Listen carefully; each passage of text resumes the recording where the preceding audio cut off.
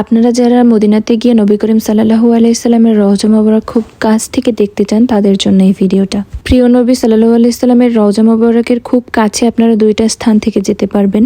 একটা হচ্ছে নামাজের জন্য এবং আরেকটা হচ্ছে সালাম দোয়া করার জন্য। বাট সালাম দোয়া করতে গেলেই আপনি সব থেকে কাছে যেতে পারবেন রওজা মোবারকের। বাট যদি আপনারা নামাজ পড়তে চান সেক্ষেত্রে আপনাদের সামনে একটা পর্দার মতো দেওয়া থাকবে, তার গণ্ডি পেরিয়ে আপনারা সামনে যেতে পারবেন না।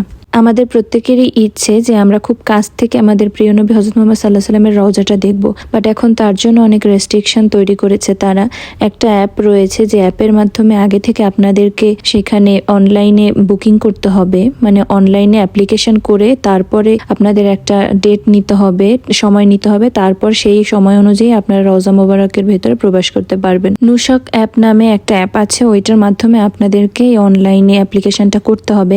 আমাদের যেহেতু এই সিস্টেমটা জানা ছিল না, তার জন্য অনেক চেষ্টা করেও সেখানে বসে আমরা অ্যাপ্লাই করতে পারিনি, সবগুলো ডেটে বুক হয়ে গিয়েছিল। তাই ওইভাবে না পেরে নামাজের স্থান থেকে খুবই কাছ থেকে রওজা মোবারকটা দেখার সৌভাগ্য হয়েছে আলহামদুলিল্লাহ আমার। আপনারা আমার কথা এবং ভিডিওটা দুই দিকেই ফোকাস দিবেন দয়া করে। আমরা সারাদিন রওজা মোবারকেই ছিলাম এবং ওখানেই ইফতারিটা করেছি। তো সারাদিন রোজা রেখে অনেক টায়ার্ড ছিলাম। পরে লোকের কাছে জিজ্ঞেস করে করে যে কোন জায়গা থেকে নামাজের জন্য, মানে মহিলাদের নামাজের জন্য কখন ওপেন করে। তো মহিলাদের ক্ষেত্রে এখন বর্তমানে এশার নামাজের পর থেকে সাহরির আগ পর্যন্ত মহিলাদের জন্য ওপেন করে দেয় এই রওজা মোবারকের এই অংশগুলো, গেটগুলো। এই সময়টা নারীদের দেওয়া হয়, তবে পুরুষের অগ্রাধিকার বেশি। রমজান মাস উপলক্ষে হয়তো এই নিয়মটা করেছে। আমরা যেহেতু রমজান মাসে গিয়েছি তাই আগের সময়সূচি আমি জানি না। যাই হোক, এখন বর্তমানে এশার নামাজের পরেই মহিলাদের জন্য নামাজের জায়গাটা ওপেন করে।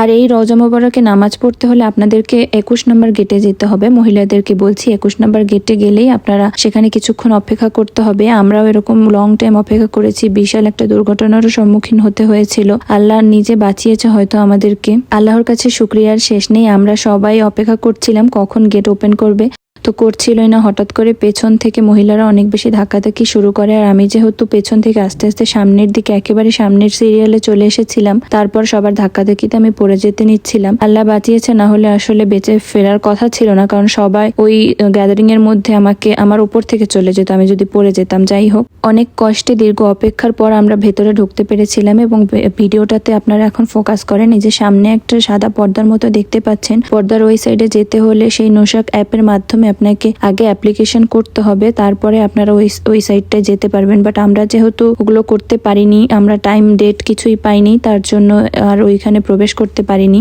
এইখানে গিয়ে আসলে শব্দ করা ওইভাবে উচিত না, কিন্তু আপনি এখানে গেলে ঠিক থাকতে পারবেন না। আপনার ইমোশন এত কাজ করবে যে আপনি অনেক ইমোশনাল হয়ে যাবেন, ভেতর থেকে কান্না অটো চলে আসে। আপনারা লক্ষ্য করলে দেখতে পারবেন আমি পর্দাটার উপর থেকে ফোনটা নিয়ে তারপরে ভিডিও করার চেষ্টা করেছি, এবং এই মহিলাগুলো ওইখানে গিয়ে তারা রওজা শরীফ ভিজিট করার সুযোগ পেয়েছে আলহামদুলিল্লাহ। তবে আমরা আসলে ওই অ্যাপের মাধ্যমে অ্যাপ্লাই করতে ব্যর্থ হই, তার জন্য আর ভেতরে যেতে পারিনি।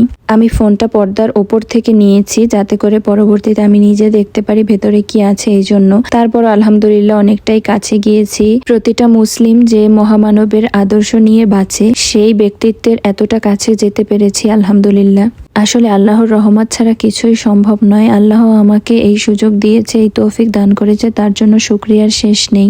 আমরা যেহেতু সালাম দেওয়ার জন্য যেতে পারিনি এবং কি কারণে যেতে পারিনি সেটাও আপনাদেরকে বলেছি। আপনারা যেন সেই ঝামেলায় না পড়েন তার জন্য আমি আগে থেকেই আপনাদেরকে বলে দিলাম যে নুশক অ্যাপটার মাধ্যমে আপনারা অ্যাপ্লিকেশন করে নেবেন। আমার এই ভিডিওটার জন্য আপনাদের যদি একটু পরিমাণে উপকার হয়ে থাকে তাহলে আমার জন্য দোয়া করবেন। আমি চেষ্টা করেছি প্রতিটি মুসলিমের যে স্বপ্ন সেটা আমার মাধ্যমে হলেও যেন পূরণ হয়।